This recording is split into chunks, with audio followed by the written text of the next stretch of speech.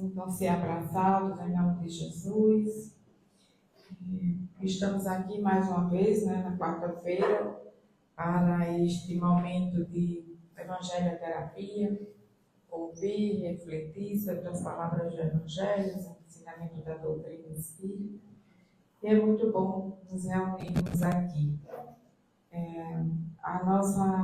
Como estão todos que já frequentam a casa, já conhecem os avisos, dos estudos da terça-feira, que começa às 20 horas, com o ESD, Estudo Sistemático da Doutrina Espírita, até as 21, e das 21 às 22 horas, o estudo da educação da mediunidade.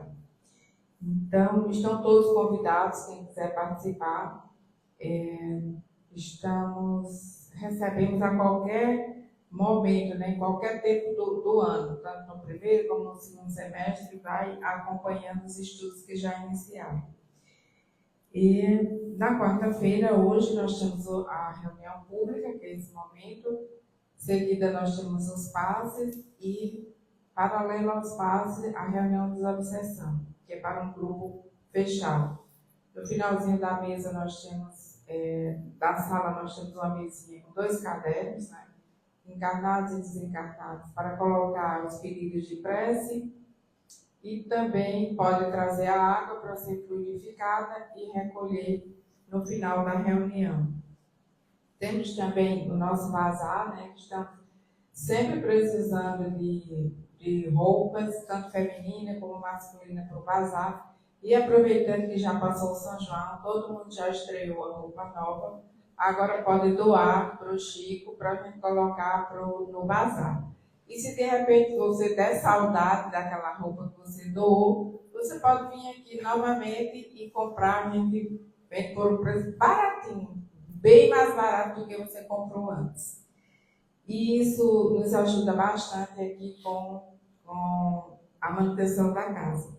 Queremos agradecer a todos que participaram da nossa festa junina, as meninas que cederam o espaço para que a festa acontecesse, e todos que estiveram lá, que se movimentaram, que venderam balaio, e que foi uma festa maravilhosa, linda, para todos, vai ficar na nossa lembrança.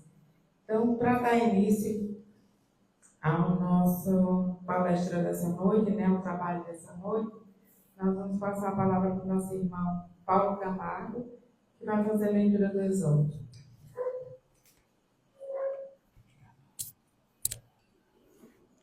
Boa noite a todos. Que a paz do Mestre Jesus esteja sempre com todos nós. Do livro Pão Nosso, psicografado por Chico Xavier, pelo Espírito Emmanuel, falsos discursos. E serem cumpridores da palavra, e não somente ouvintes, enganando-vos com falsos discursos. Citação da carta de São Paulo, do apóstolo Paulo a Tiago, capítulo 1, versículo 22. Nunca é demasiado comentar a importância e o caráter sagrado da palavra. O próprio Evangelho assevera que no princípio era o Verbo, e quem examine atentamente a posição atual do mundo reconhecerá que todas as situações difíceis se originam do poder verbalista mal aplicado. Falsos discursos enganaram indivíduos, famílias e nações.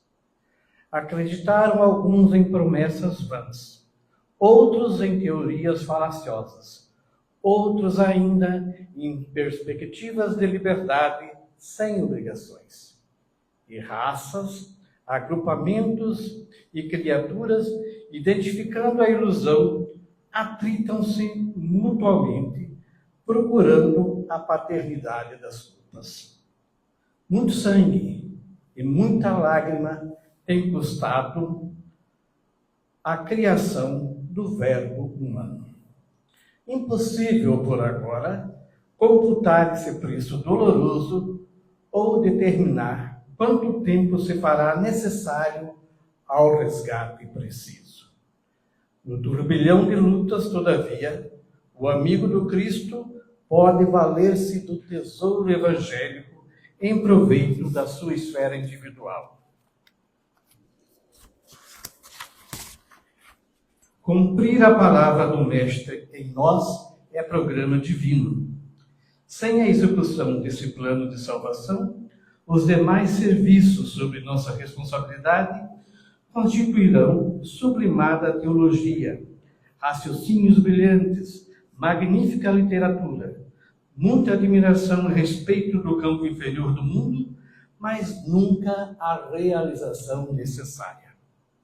Eis o motivo pelo qual é sempre perigoso estacionar no caminho a ouvir quem foge à realidade de nossos deveres. Tomemos cuidado, portanto, com os discursos, com os falsos discursos, com os discursos falaciosos.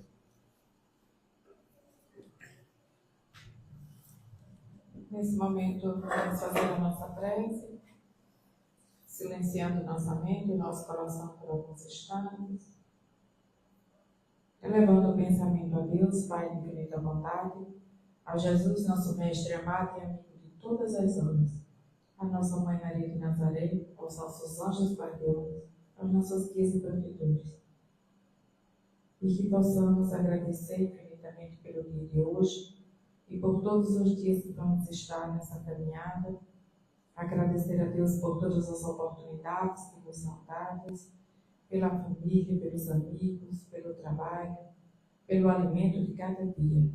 Agradecer infinitamente por tudo e pedir a Deus que ilumine sempre nossa mente e nosso coração, para que possamos trilhar o caminho do bem, que saibamos fazer as escolhas, mas também que saibamos compreender e aceitar aquilo que não podemos mudar.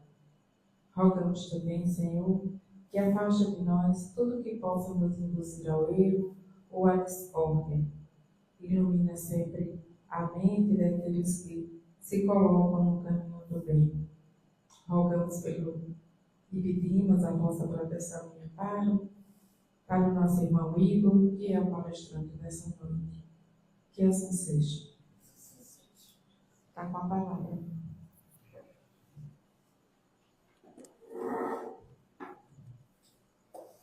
Boa noite. Boa noite. Que alegria estarmos juntos mais uma vez na casa de Chico Xavier. Sempre muito bom encontrar os amigos queridos, poder sentir as doces vibrações que nos iluminam. Na noite de hoje a gente tem, dentro da sequência do estudo do Evangelho, estudo do capítulo 7 do Evangelho segundo o Espiritismo. Bem-aventurados os pobres de espírito.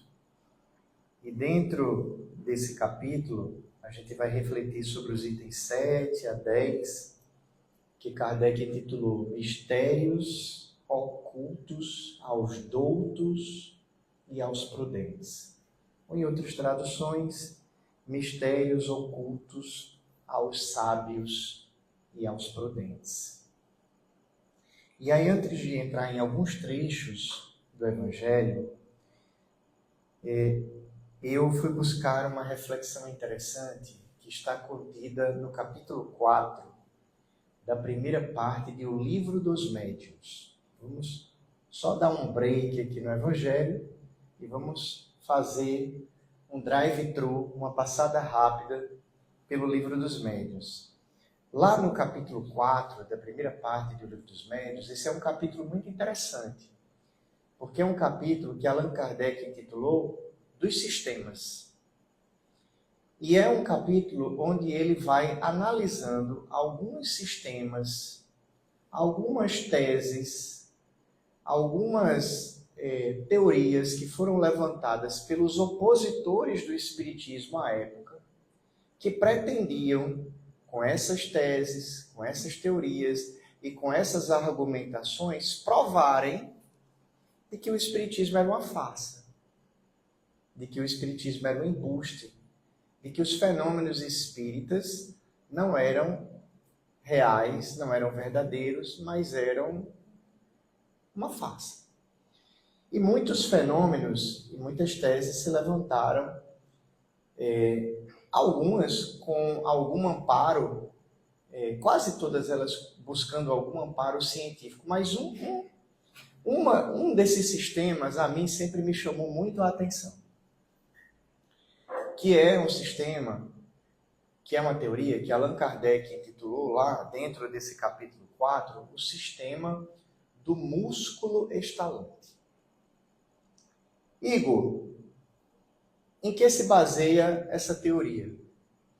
É uma teoria, é um sistema que foi proposto, descoberto, na realidade, por um fisiologista à época. O doutor, ele era um fisiologista de Frankfurt, o doutor Schiff, ou alguma coisa muito parecida com isso. E ele apresentou essa sua teoria, o doutor Schiff, fisiologista de Frankfurt, na Academia Nacional de Medicina Francesa. Na realidade, quem apresentou essa teoria foi o doutor Antoine-Joseph Joubert. Ele foi lá na Academia Nacional de Medicina Francesa, o doutor Joubert, um renomado cirurgião francês. Então nós temos um fisiologista de Frankfurt e um renomado cirurgião francês. Duas pessoas de destaque na sociedade europeia do século XIX. Ocasião em que nós estávamos tendo o surgimento ou advento do espiritismo a partir dos esforços do nosso querido professor Hippolyte Léon Denisard de Rivail, que carinhosamente a gente passou a conhecer com o pseudônimo de Allan Kardec. Muito bem. O doutor Joubert, apresentando a teoria desenvolvida pelo doutor Schiff, pretendia, com esse estudo, dar, segundo ele, o golpe de misericórdia.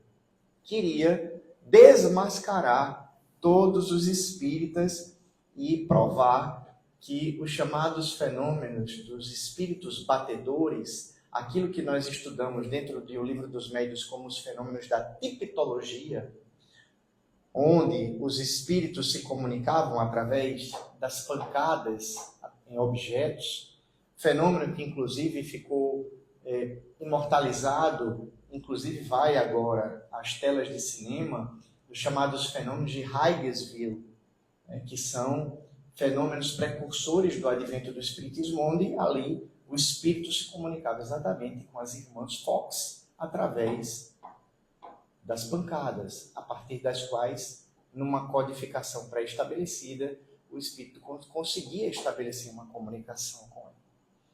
Isso é relatado, os próprios fenômenos dos efeitos físicos, de uma forma muito clara por Allan Kardec no Livro dos Médiuns. Mas os renomados doutores traziam, então, segundo eles, a prova de que tudo aquilo era uma farsa e encontrava uma perfeita e clara explicação em fenômenos plenamente agora conhecidos e estudados. E, se a gente quiser saber um pouquinho mais de detalhes sobre isso, basta a gente ir lá na Revista Espírita de Allan Kardec, edição de junho de 1859, onde a gente vai encontrar uma descrição ainda mais detalhada daquilo que ficou de uma forma mais resumida apresentada por Kardec no capítulo 4 e o Livro dos Médiuns. Lá em O Livro dos Médiuns, neste capítulo, Kardec vai então trazer qual era a teoria desses dois médicos que pretendiam então demonstrar a falibilidade e a farsa que os fenômenos espíritas representavam. É muito interessante isso, porque a gente vai ver nesse capítulo o poder de argumentação e de contra-argumentação do codificador. Embora, especificamente, vocês vão entender, permitem-me a franqueza, neste caso aqui ele nem precisou fazer muito esforço, não. Porque a gente vai ver o absurdo que é proposto pela teoria para dar, segundo os próprios doutores, o golpe de misericórdia diante do Espiritismo. Abre aspas para o que Kardec apresenta para a gente no Livro dos Médiuns. A causa, disse ele, falando então do doutor Schiff, fisiologista de Frankfurt. A causa de quê, Igor? A causa dos fenômenos. Nesse caso, a gente está falando dos fenômenos das pancadas, dos barulhos, fenômenos de efeitos físicos, a tipitologia. A causa, disse ele, reside nas contrações voluntárias ou involuntárias do tendão do músculo curto perôneo. A este propósito, vai Kardec dizendo que o doutor desce às mais complexas minúcias anatômicas para demonstrar por que mecanismo pode esse tendão produzir os ruídos de que se trata, imitar os rufos do tambor e até executar áreas ritmadas. Conclui daí que os que julgam ouvir pancadas numa mesa são vítimas de uma mistificação ou de uma ilusão. Não entendi nada, Igor. Explica assim, de uma forma simples para a gente entender. De uma forma simples, o que é que os médicos estavam dizendo? Não, estes fenômenos aí que vocês estão dizendo que são os espíritos se comunicando, tem nada de espírito. Tem nada de espírito. Isso é perfeitamente explicável. São contrações do músculo da perna. Então, quando você está escutando um barulho, pensando que é o espírito que está provocando esse efeito e querendo se comunicar, é só o músculo da sua perna fazendo barulho. Essa é a tese que os eminentes doutores se propuseram a levar, repito, para a Academia Nacional de Medicina Francesa, pretendendo dar um golpe de misericórdia na doutrina espírita. Antes de continuar com a contra-argumentação de Kardec, que é um show à parte, a gente vai então observando assim, ok, esta tese, ela pode até explicar, ela pode até ser uma opção racional para tentar compreender o fenômeno da tipitologia. Ou seja, quando eu vejo, quando eu ouço, quando eu acompanho barulhos numa mesa. E quando a mesa se levanta? Hein, Mário? Ainda é o músculo da perna que está levantando a mesa? Então a gente começa a ver que os próprios eminentes doutores não tiveram a condição de analisar, à época, toda a fenomenologia espírita. A sua empáfia, o seu orgulho, que muitas vezes nasce da incapacidade de explicar todas as questões, é mais fácil, então, para o orgulhoso, que não consegue admitir a sua incapacidade para explicar todas as coisas, dizer que elas são uma farsa, ou que elas não existem, porque aí isso não faz com que a gente desça do nosso pedestal. Mas é uma análise incompleta de uma fenomenologia que era muito maior, porque do lado da tipitologia, ou dos barulhos e pancadas que ocorriam nas mesas, nas chamadas reuniões mediúnicas à época, em determinado momento, a mesa se levantava sem ponto de apoio. Girava. Demonstrava, então, aquilo que Kardec chamou em O Livro dos Médiuns de uma vida factícia. E aí, se o sistema do músculo estalante pode até, quem sabe, explicar o fenômeno dos barulhos, como ele poderia explicar o fenômeno da translação, da suspensão e da rotação de um objeto inerte. É isso que Kardec coloca lá em O Livro dos Médiuns. Abre aspas para a explicação do codificador. Reconhecemos, pois, que ele julgou sem ter visto, ou sem ter observado tudo e observado bem. Foi o que Kardec fez.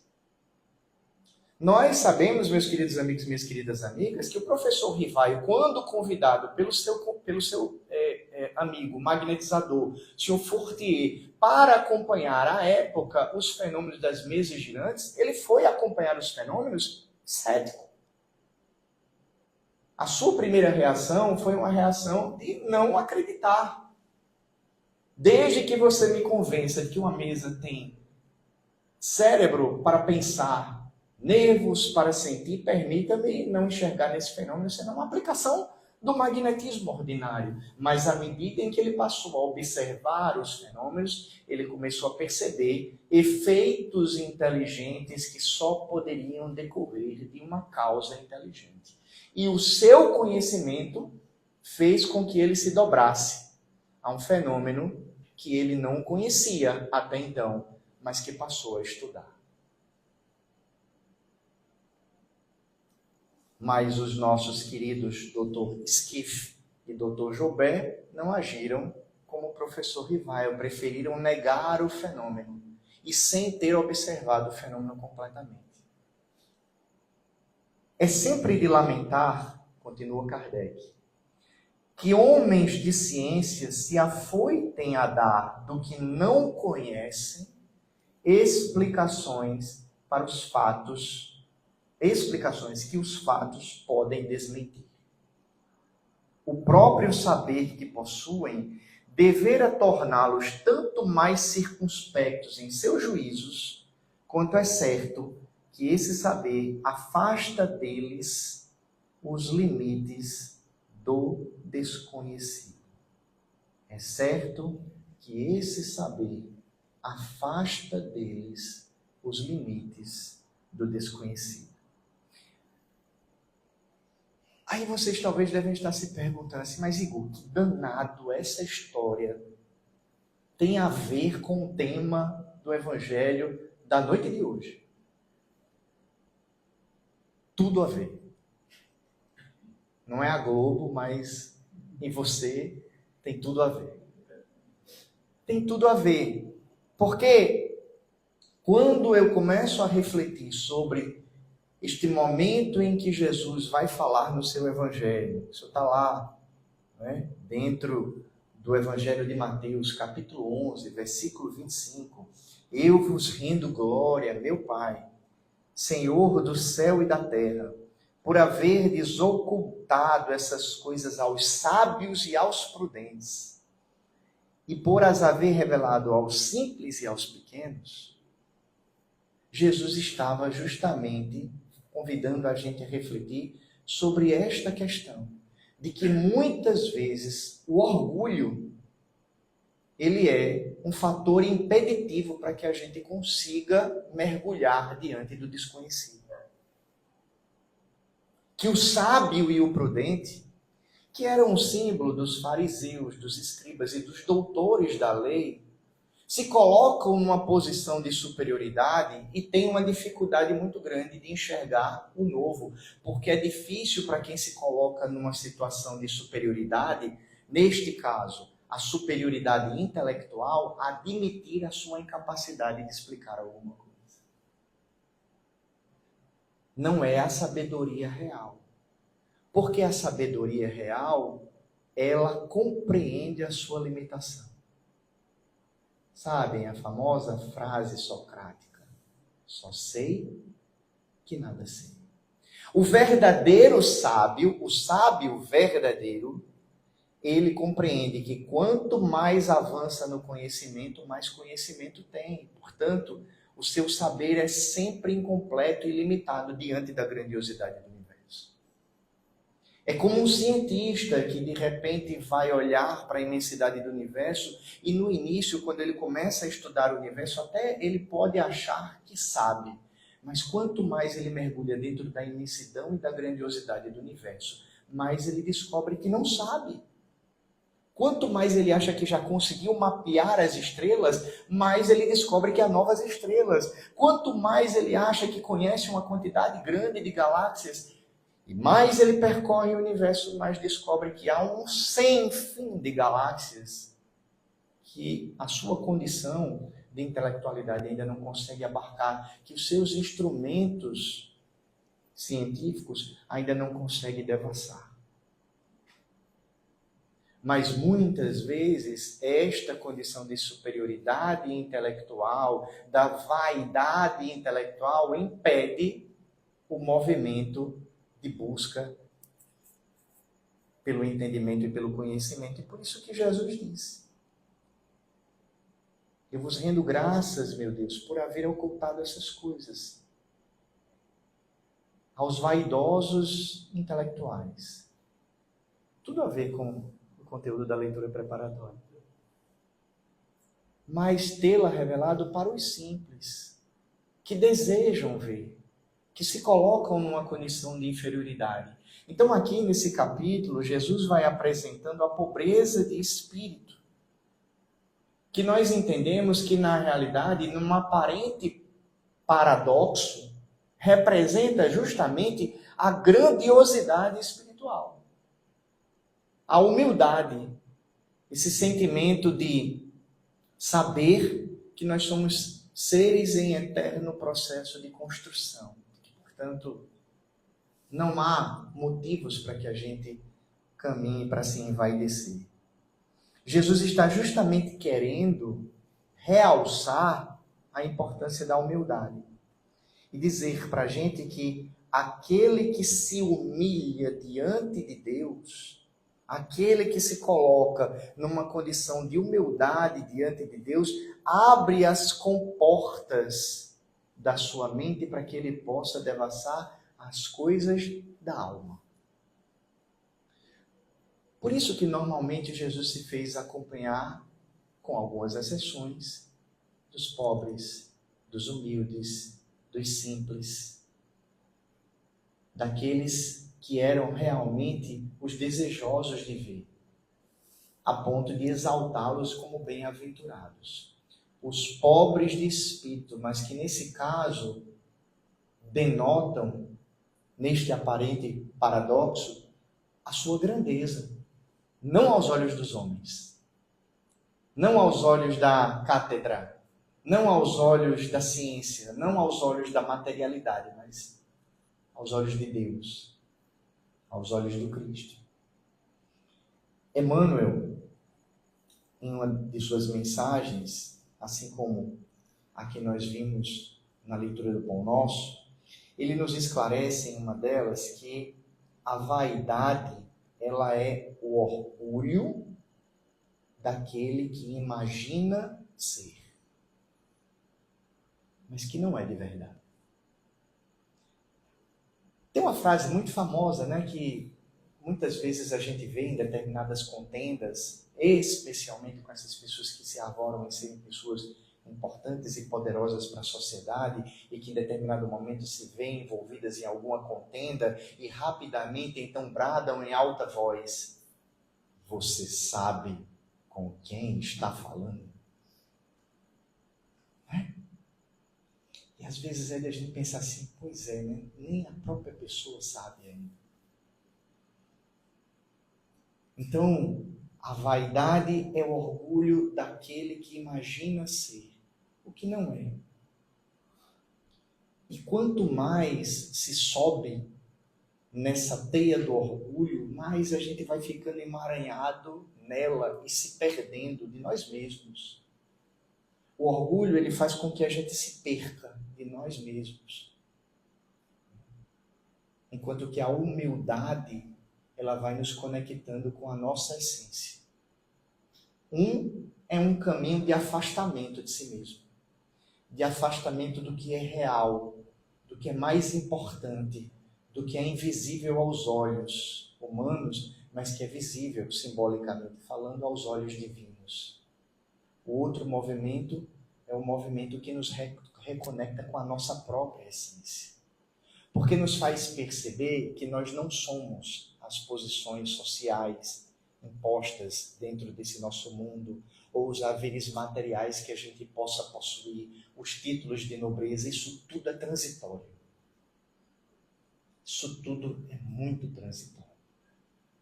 O que nós somos é algo muito maior do que isso. E quanto mais a gente mergulha dentro dessa compreensão, mais a gente vai, em muitos momentos, se apequenando aos olhos dos homens e se engrandecendo. Se apequenando na dimensão material e se engrandecendo na dimensão espiritual. Então a vaidade é o orgulho que faz com que os sábios e os prudentes a que Jesus fez alusão no seu Evangelho, bem representados aqui pelos nossos dois médicos, com todo respeito, creiam-se superiores aos demais pela soma de conhecimento que possuem.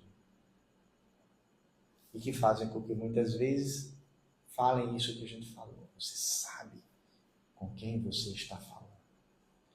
O orgulho, ele é essa armadilha que faz com que a gente ache que, porque possuímos determinados títulos ou determinada soma de conhecimentos, nós somos mais importantes e melhores do que os outros. E quando se caminha dentro dessa perspectiva, é o início do processo de perda de si mesmo. Orgulho que não nos faz admitir a possibilidade de que exista algo que escape à nossa capacidade de compreensão. Já falamos sobre isso. Como eu não posso admitir algo que eu não consigo explicar, o que eu não consiga saber, é mais fácil para mim negar. É mais fácil para mim atacar. É mais fácil para mim dizer que não existe, porque admitir que algo existe que eu não possa explicar me diminuiria, atingiria-me no meu orgulho. Numa clara demonstração de incompreensão do que significa a verdadeira grandiosidade, conforme exemplificamos aqui na frase socrática. Quanto mais se torna grande em sabedoria e conhecimento, mais se compreende que este saber e esse conhecimento é pouco, é pequeno, diante de tudo aquilo que nós ainda temos pela frente. As verdadeiras almas nobres e sábias são aquelas que mais se recolhem a essa posição de humildade, de não se acharem superiores aos demais. Um exemplo, o nosso querido Chico Xavier. É o grande exemplo dessa virtude. Não a falsa virtude, a falsa modéstia, que existe também muito, mas a virtude verdadeira, a humildade por excelência, que não é falseada, mas é verdadeira porque parte do coração. Acho que já falei aqui, mas que em determinado momento o Chico dizia assim: eu sou a pulga do cachorro sarnento. Tem os causos de Chico, as histórias vão correndo, algumas coisas aconteceram, outras talvez não exatamente daquele jeito, outras nem tanto, mas enfim. São os causos de Chico Xavier. Em determinado momento, o Dr. Bezerra chegou e foi tomar satisfações. Espera aí, Chico. Se você é a pulga do cachorro sarnento, eu, o que sou? Sabe, Dr. Bezerra, o senhor é o meu veterinário. Mas era real, partia do seu coração. Ele dizia: veja, meu nome, Francisco. Tira o Fran. O que é que sobra? Cisco. É isso que eu sou. É um cisco. E quem de nós tem envergadura espiritual para se aproximar desse cisco? Que é para nós uma referência de conduta, de prática da mediunidade. Mais de 400 livros psicografados. E a gente vê aí, de repente, algumas pessoas por aí publicam um. Você vai olhar, a pessoa não pisa mais no chão, porque publicou um livro. Já vai utilizar o título fulano? Não, fulano não. Escritor fulano. Doutor fulano. Imagine se o Chico fosse se arvorar a se envaidecer. Que médium pode se aproximar desta produção mediúnica? Mas ele não se preocupava com os títulos humanos. Então, é por isso que Jesus vai mostrando o exemplo. Olha, são os humildes quem mais abrem os seus corações para as verdades espirituais. Orgulho, muitas vezes, que faz com que, por mero capricho, estes vaidosos, estes sábios e prudentes, neguem, inclusive, a existência do próprio Deus, pelo mesmo pressuposto de negar o desconhecido, de não serem capazes de admitir que existe um ser superior a eles. Muitas vezes a condição do ateísmo a que muitos materialistas são lançados é exatamente esse processo de negação, porque não é possível para eles admitir a existência de um ser superior. Orgulho, enfim, que os faz construir uma imagem ilusória de si mesmos e que tenderá a cair quanto mais se eleve, a exemplo do que Jesus também colocou em determinado momento do seu evangelho. Todo aquele que se eleva será rebaixado. Todo aquele que se exalta será humilhado. Quanto mais se sobe no orgulho, mais se projeta uma queda no futuro por uma condição muito natural de uma grande lei universal chamada lei de causa e efeito. Quantos senhores feudais estão reencarnados em condição de simplicidade para compreender essa lição? Quantos monarcas, quantos reis e rainhas têm a oportunidade bendita da reencarnação para retornar ao cenário das lutas, agora como servos, para compreenderem o contexto do Evangelho. A própria concepção da doutrina espírita nos ajuda a compreender essas questões, porque ela fala para a gente da transitoriedade das posições humanas. Então, não há razão para se envaidecer, porque tudo muda, tudo é muito transitório. Eu me lembro com muita força agora também de uma determinada outra mensagem do Evangelho, que é uma mensagem de uma rainha de França.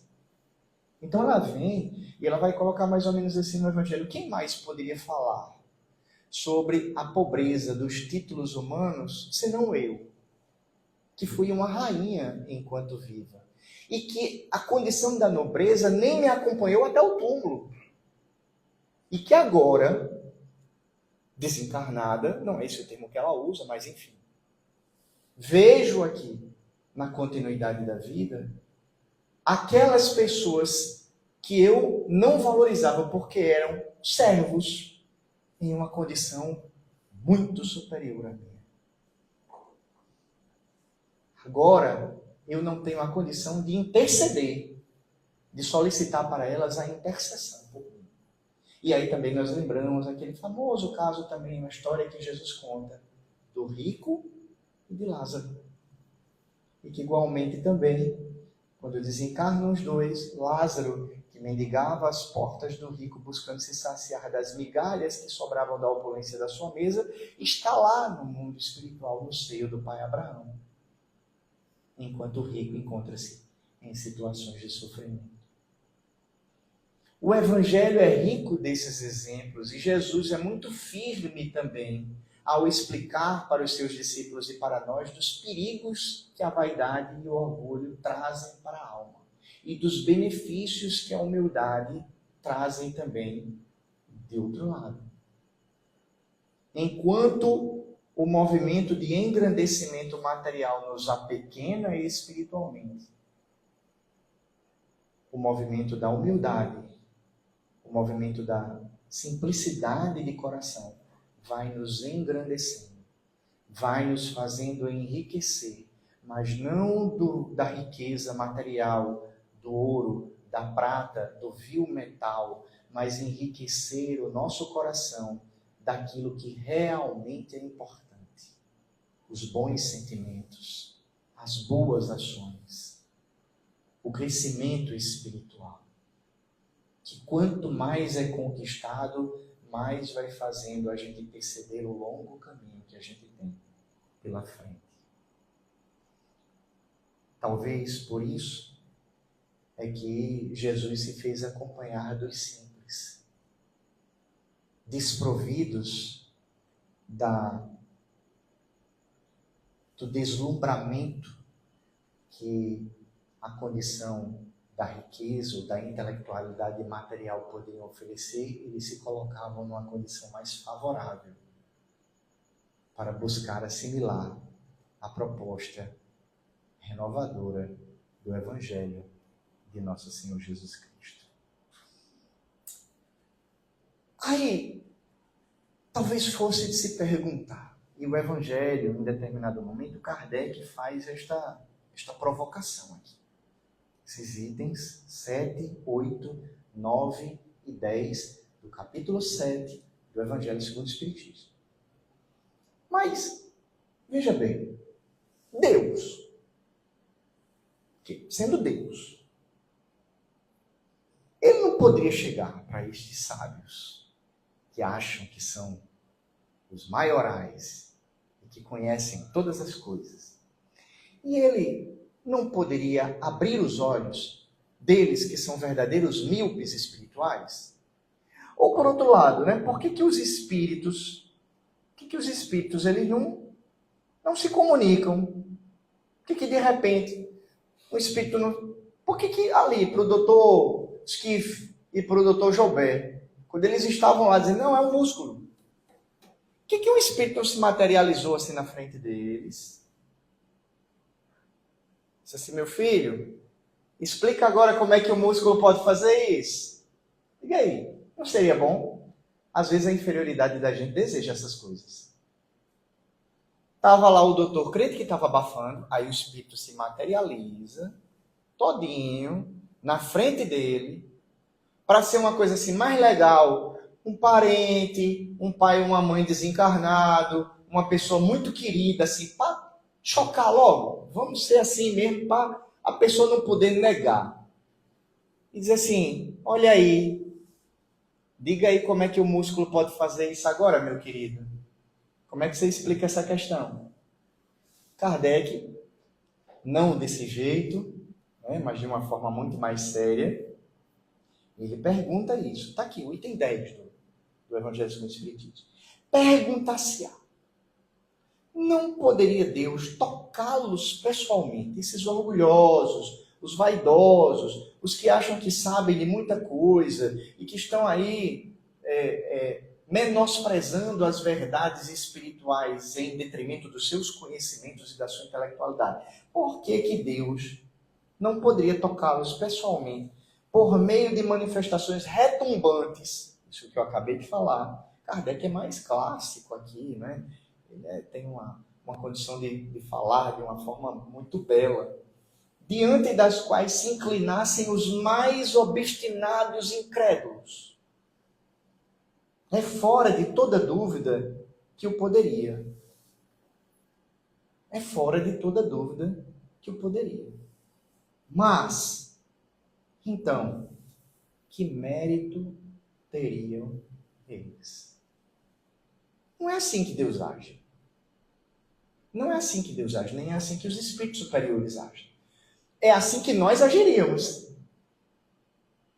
Quero ver agora como é que ele vai lidar com essa situação. É assim que nós agiríamos. Mas os espíritos superiores não. Eles respeitam o tempo de cada um. Porque eles não querem forçar a gente a uma conversão, correndo risco aqui, já nem correndo risco, sendo redundante mesmo, forçada. Não, o movimento de compreensão tem que partir do nosso desejo interior, não adianta. E quando não existe a predisposição, o espírito pode se materializar na sua frente. Você olha para esse rapaz, eu pensava que o músculo podia fazer muita coisa, mas ele pode fazer mais ainda do que eu imaginava. Porque quando você não quer crer, o espírito se materializa na sua frente e você não crê. Você vai dizer que é uma alucinação, você vai dizer que é qualquer coisa. Não é assim que os espíritos agem. Eles respeitam o nosso tempo. E aí termina o nosso codificador. O poder de Deus brilha nas pequenas como nas grandes coisas. Ele não coloca a luz sob o alqueire, uma vez que a derrama com abundância por toda parte. Cegos, pois, aqueles que não a veem. Mas Deus não quer lhes abrir os olhos à força, uma vez que lhes apraz tê-los fechados. Sua vez virá, mas é preciso primeiro que sintam as angústias das trevas e reconheçam Deus e não o acaso na mão que atinge o seu orgulho. Profundo o comentário de Kardec e esta mensagem aqui. Deixa eu ver se os espíritos assinam. Não, essa daqui ainda não é as instruções dos espíritos. Então é um texto de Kardec. Então, assim, também resumo aqui, apertando a tecla SAP, que nem existe mais, como se dissesse assim, ó, sabe como Deus resolve a questão do orgulhoso e do vaidoso? Reencarnação. Este orgulhoso, este vaidoso, naturalmente vai se dobrar à grandiosidade divina em algum momento. Deus não força. Deus espera que nós sigamos até Ele. Ele não violenta nenhuma consciência. Os espíritos superiores não violentam nenhuma consciência. Eles esperam pacientemente que nós baixemos a nossa cabeça, ou no popular, baixemos a nossa crista e nos entreguemos a eles de forma voluntária, não de forma forçada. Provavelmente, só provavelmente, todos nós que estamos aqui agora aceitando carinhosamente, avidamente, voluntariamente as verdades que a doutrina espírita nos apresenta e desejosos de seguir o Evangelho de nosso Senhor Jesus Cristo na atual encarnação, por quantas encarnações negamos este conhecimento? Por quantas encarnações, quem sabe, achamos que serão coisas para os pobres de espírito? Por quantas encarnações talvez a gente achou que não precisava disso para a nossa vida? E os espíritos foram respeitando o nosso tempo, até que chega o momento, normalmente quando o sapato aperta, em que a gente vai bater nas portas da casa espírita ou de qualquer outro templo religioso, vai bater na porta, desejando que o Cristo abra a porta estreita para que a gente passe por ela. E aí, por tudo isso, vem o nosso querido Carlos Pastorino, num livro chamado Minutos de Sabedoria. Vocês conhecem? Eu recomendo fortemente. Esse deve ser um livrinho assim de cabeceira. É uma boa dica que a gente tem a ele. E, por exemplo, para começar o dia, a gente vai lá e sorteia. Na hora do Evangelho. Agora, atualmente, a gente está utilizando o Minuto de Sabedoria no Evangelho. Termina, a gente faz uma prece. Abre ali uma mensagenzinha para refletir sobre ela. E aí, o Pastorino tem uma mensagem do livro Minutos de Sabedoria que ele diz o seguinte: seja humilde. Seja humilde. A vaidade é o pior dos defeitos, porque engana a nós mesmos. Engana a nós mesmos. Por mais que seja sábio, há sempre alguém mais sábio do que você. Por mais forte que seja, haverá alguém mais forte. Portanto, seja humilde. Envaidecer-se de quê? Envaidecer-se de quê? A vaidade nos faz perder o sentido das proporções e acabamos caindo no ridículo, porque nos enganamos a nós mesmos. É disso que se trata. É disso que se trata. Além do mais, o orgulhoso é uma pessoa chata. Não é não. É chato de se conviver. Ninguém quer estar do lado de uma pessoa orgulhosa. É desconfortável. Eu tenho certeza que ninguém aqui quer ser uma pessoa desconfortável. Chata. O humilde não. O humilde é uma pessoa que todo mundo quer estar perto. Pensem aí. Às vezes, aí vocês podem até dizer, nas convenções da sociedade, O orgulhoso se faz acompanhado de pessoas ali ao seu redor. Mas não são pessoas que estão realmente interessadas com ela enquanto ser humano, mas com seus títulos de nobreza ou com aquilo que possui. Caiam os títulos e caiam as posses. E isso acontece muitas vezes. E estas pessoas que eram famosas ou que tinham muito sucesso, de repente, não mais que de repente, quando perdem tudo isso, se veem sós. Porque as pessoas que estavam ao seu redor não estavam interessadas nelas, mas naquilo que elas possuíam, naquilo que elas poderiam oferecer materialmente. O humilde não. Ele está sempre acompanhado de pessoas. Ele está sempre junto. Porque ele revela a sua riqueza espiritual e as pessoas sentem isso. Parem para pensar. Pensem, a gente tem uns exemplos aí. Imagine os exemplos das pessoas orgulhosas e vaidosas. E vejam. E imaginem, busquem exemplos de pessoas que você admiram como pessoas humildes. E vejam também. E aí nos perguntemos intimamente nós todos. Quem nós queremos ser? Quem nós queremos verdadeiramente ser? E aí é por isso que a nossa querida Maria Dolores, orando a Jesus, ela tem um poema que ela intitulou Oração por Humildade. Oração por Humildade.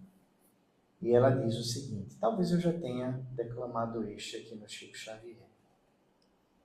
Senhor Jesus, quando eu voltar à terra e estiver de memória parcial, qual doente sob anestesia para sofrer bendita cirurgia, que me livre do mal, não me deixes a sós em meu passo imaturo, a fim de construir o meu próprio futuro.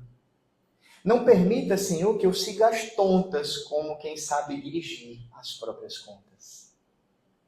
Embora reconheça a lei de liberdade, se posso procurar o que te contraria, não me deixes fazer aquilo que me agrade.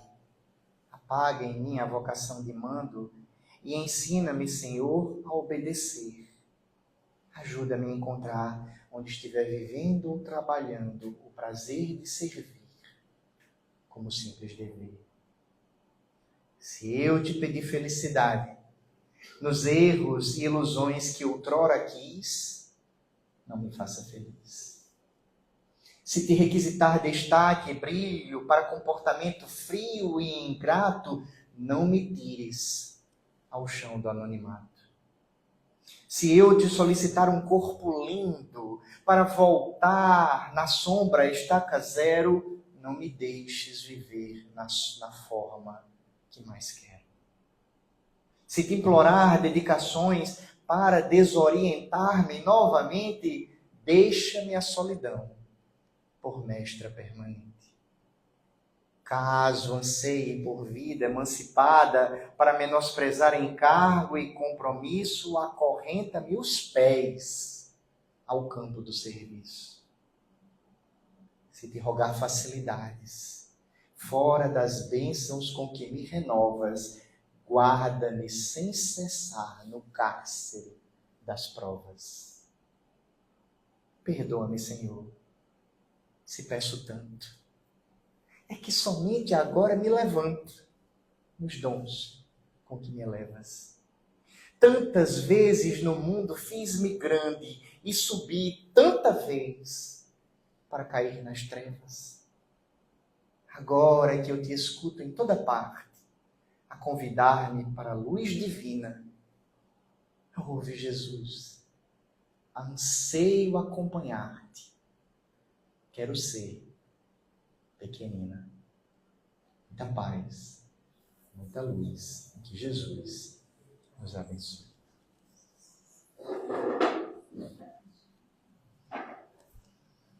Agradecemos ao nosso irmão Igor pela reflexão do Evangelho na noite de hoje. E agora fazemos a nossa prece e em seguida os passos. Ele falava do poema de Maria Dolores, e também que é uma prece de Maria Dolores, que eu acho muito significativa, né? Muito bonita. E vou dizer só um trechinho que diz: Deus de eterna bondade, em prece de louvor entrego-te minha alma. Seja bendito, meu Pai, por todos os recursos, processos, ferramentas e medidas da quais te utilizaste a fim de que eu perceba que tudo devo a ti. Então, nesse momento, nós agradecemos ao Pai por nos permitir e nos reunir aqui para essa reflexão do Evangelho e dos ensinamentos da doutrina espírita. Agradecidos estamos, Senhor, e te rogamos por todos aqueles que ainda não conhecem a Tua Palavra, ou por todos aqueles que conheceram e não as guardaram no coração. Que a Sua infinita misericórdia possa chegar a cada um deles, levando essa luz. Rogamos também por todos aqueles que sofrem no dia de hoje a dor do corpo ou da alma. Que a Sua misericórdia também chegue a cada um deles, dando força, coragem e esperança de vencer as suas provas. Mas que, acima de tudo, Senhor, seja feito sempre segundo a vossa vontade. Que assim seja. Para aqueles que desejarem receber os passes, pode fazer a formação aí na fila.